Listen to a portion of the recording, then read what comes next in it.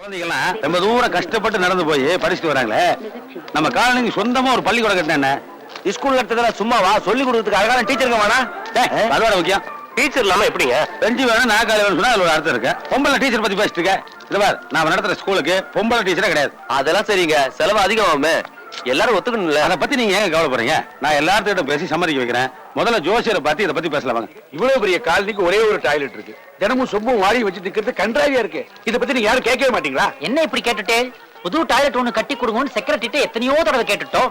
அவர்தான் வாயே திறக்க மாட்டேங்கிறாரு. இல்ல இந்த தடவை எல்லாத்தையும் எடுத்து சொல்லி விவரமா பேசி ஒரு முடிவு கொண்டு என்ன சொல்றீங்க? நான் சொன்னேன். வாங்க வாங்க போ.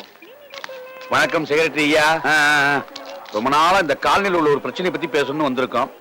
உங்களுக்கு தெரிஞ்ச விஷயம் தான் எல்லாமே. அதேதான், நாங்களும் ரொம்ப நாளா இந்த காலையில இருக்கிற பிரச்சனையை பத்தி உங்ககிட்ட பேசலான்னு வந்தோம். நீங்க கரெக்டா வந்தீங்க. கரெக்ட். எப்படி இதை சால்வ் பண்ண போறேன்? என்ன பண்றது? பக்கத்திலேயே புதுசா கட்டிடுவோம். ஐயோ கைய கொடுங்க, இப்பவே எனக்கு பாதி பாரம் இறங்கின மாதிரி இருக்கு. புதுசுனா சாதாரணமா கிடையாது.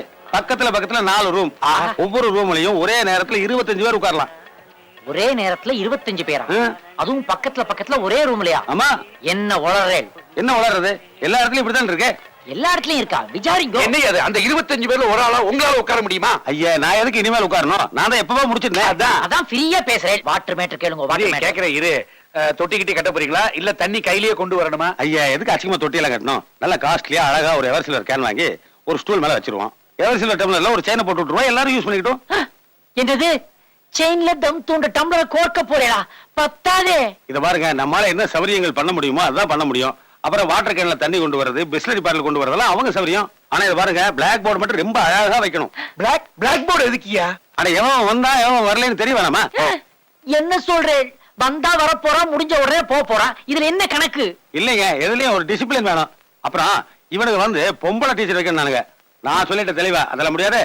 நல்ல ஒரு ஆம்பளை டீச்சர் வைக்கணும். அப்பதான் பெண்ட் எடுத்து சொல்லி தருவாங்க. யோ, இதுக்கு எதுக்கியா டீச்சர்? இதெல்லாம் தானா வரணும்யா. யோ, தானா எல்லாத்துக்கும் வந்திருந்தா நாடு எப்பவே முன்னேறி இருக்குமே.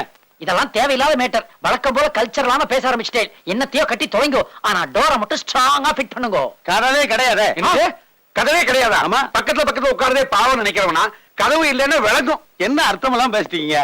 அங்க வந்து எவன் எதை திருடிட்டு போறான்? ஒரு பிரைவசி. பிரைவசி வேணும்னா நீங்க பணம் செலவு பண்ணி டியூஷன் வச்சு கத்துக்க வேண்டியதா? இதுக்கு டியூஷனா? அதானே.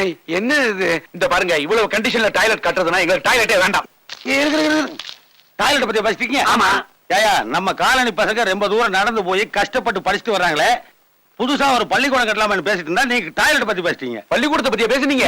நான் முதல்லயே சொன்னேன் காணும். இவர்தான் கன்ஃபியூஸ் பண்ணிட்டார். ஏண்டா தம்பி, ஆரம்பத்திலே ஓபனா டாய்லெட் சொல்லி இருந்தா இவ்வளவு கன்ஃபியூஷன் வந்திருக்குமா? எல்லாத்துக்கும் நீ தான் காரணம். கமலா, லீவ் லெட்டர் கொடுத்துருவானா? ராஜினாமா லெட்டர் கொடுத்துடு.